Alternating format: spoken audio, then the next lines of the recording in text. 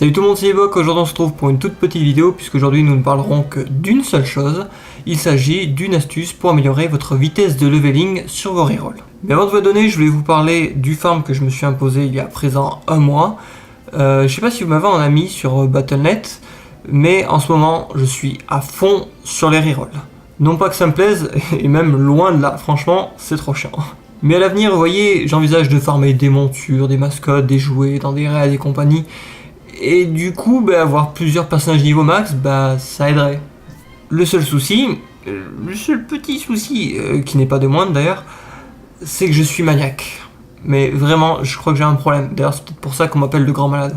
Regardez, juste, je vais vous afficher deux tableaux qui illustrent exactement la situation dans laquelle je suis et à quel point c'est la merde.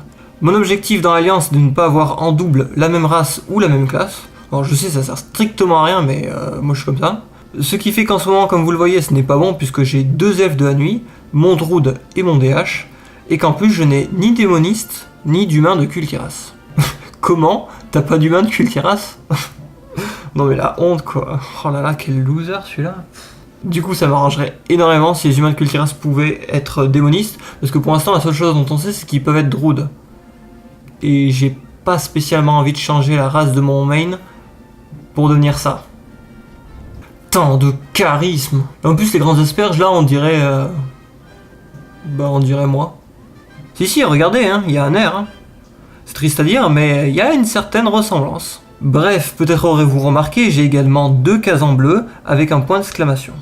Il s'agit des nouvelles montures liées aux nains et aux nains sombrefer paladins, nommés Bélier Forge-Lobe et Bélier Sombreforge. Ces deux montures sont obtenables dès le niveau 20, mais ne sont pas utilisables sur d'autres rerolls. Je les ai donc montées pour rien, mais bon, d'un côté c'était que 20 niveaux, donc ça va. Il a donc fallu leur trouver un nom extrêmement pertinent. J'ai décidé de les appeler Mont1 et Mont2. Génie. Et concernant la horde, du coup, idéalement j'aurais bien voulu débloquer les races alliées. Mais je n'ai pas un seul personnage hors d'eux. Du coup voilà, ça rajoute encore 5 rerolls de merde en plus à la liste. Ce qui fait tout de même un total de 19 personnages. Eh oui. Vous comprendrez donc à quel point je déteste ma vie, qu'il n'y a plus aucune joie dans mon âme, et à quel point ça me casse les couilles de faire ça toute la journée. Non, en vrai ça va. Mais je vous cache pas que je reste quand même à l'affût de la moindre petite optimisation, histoire de gagner un maximum de temps. Et on en arrive justement au sujet de cette vidéo, puisque j'ai trouvé une petite astuce vraiment pas dégueu, pour gagner plein d'XP. Cette astuce repose sur un seul item, l'étendard de bataille de coordination. Lorsqu'on utilise cet item, cela augmente pour tous les membres de la guilde dans un rayon de 100 mètres, les gains d'expérience, d'honneur et de réputation de 15%, issus de l'élimination de monstres uniquement. Donc là, vous attendez très certainement à ce que je vous donne un spot de farm bien précis, vous allez bâcher des monstres encore et encore qui ont un temps de respawn assez court, histoire de rentabiliser au maximum l'étendard, parce que, rappelons-le, il a tout de même un temps de recharge, un CD de 10 minutes quand même le salaud. Eh bien non, en réalité, pas du tout. Le meilleur moyen de rentabiliser cet étendard, je vous assure, c'est de tuer, attention, accrochez-vous bien, un seul monstre par étendard. Bon, vous aurez compris qu'il ne s'agit pas de n'importe quel ennemi. En fait, il faut juste savoir que quand vous faites un donjon aléatoire, le bonus d'expérience que vous allez recevoir n'est pas lié au donjon, dans le fait d'accomplir le donjon dans sa globalité, mais vraiment lié à l'élimination d'un boss en particulier.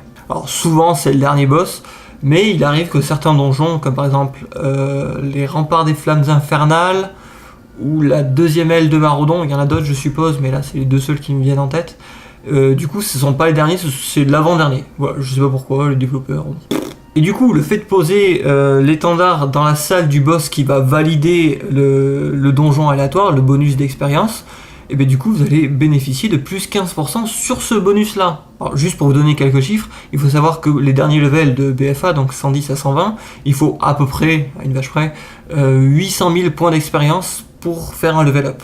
Sachant qu'un donjon aléatoire, le bonus, c'est 100 000 points d'expérience, c'est-à-dire qu'il faut faire 8 donjons. Alors, quand vous équipez du coup votre stuff héritage,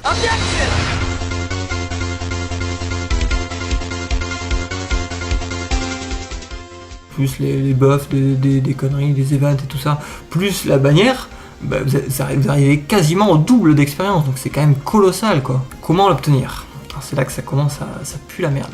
en théorie, je dis bien en théorie, cet item ne peut être obtenu que par un joueur qui est amical auprès de sa guilde, dont la guilde a obtenu le haut fait routine quotidienne qui consiste à avoir validé 15 000 quêtes journalières. Alors je sais pas si c'est un bug ou si c'est les développeurs de Blizzard qui ont senti l'astuce que tout le monde faisait le coup des bannières et que du coup ils essayaient de contrecarrer ça. Je ne sais pas, mais en tout cas, maintenant on ne peut plus l'avoir en étant amical.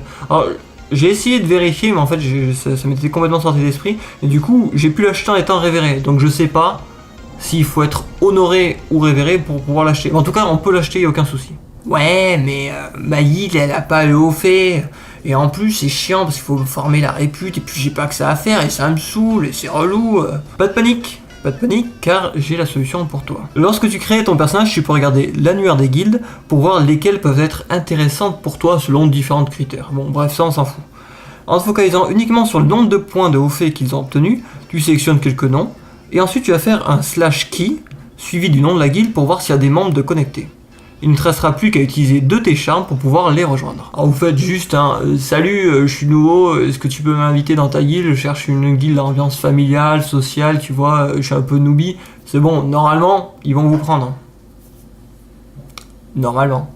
Ou alors vous tombez sur un gros psychopathe qui vous demande un CV, il vous fait passer un entretien en mode ouais, c'est quoi ton main, quand est-ce que tu te connectes, c'est quoi tes horaires de fréquentation, est-ce que tu comptes avec nous, est-ce que tu veux PVE, est-ce que tu veux PVP. Wow, calme-toi, stop. Je veux juste ton putain d'étendard, c'est tout. Je vous assure, ça m'est arrivé. J'ai tellement pété un câble, je l'ai envoyé se faire foutre au moment. À la 15e question, je fais bon, c'est bon, laisse tomber, je me casse, je vais avoir une autre guilde, là, vous me cassez les couilles. Bref, vous avez enfin la guilde, mais maintenant, du coup, il faut monter la réputation. Et du coup, là, c'est beaucoup plus simple, rassurez-vous. Si vous avez un main qui a déjà une guilde, du coup, vous êtes exalté depuis belle lurette, comme disent les vieux. Et donc là, vous pouvez acheter le tabard de guilde renommé, qui augmente les gains de réputation de la guilde de 100%. Et vu que c'est lié au compte Blizzard, au compte Battle.net, vous pouvez tout simplement le transférer à un alt, et du coup l'alt que vous êtes en train de monter, et donc vous pourrez monter la réputation de la guilde très facilement grâce à cet item. Et après, une fois que vous avez la guilde, la bonne répute, que vous avez enfin acheté le tabac, il n'y a plus qu'à. J'espère sincèrement que cette petite vidéo vous a plu. N'hésitez pas à me dire en commentaire ce que vous avez pensé, et puis de votre côté, si jamais vous avez d'autres petites astuces à partager, n'hésitez pas.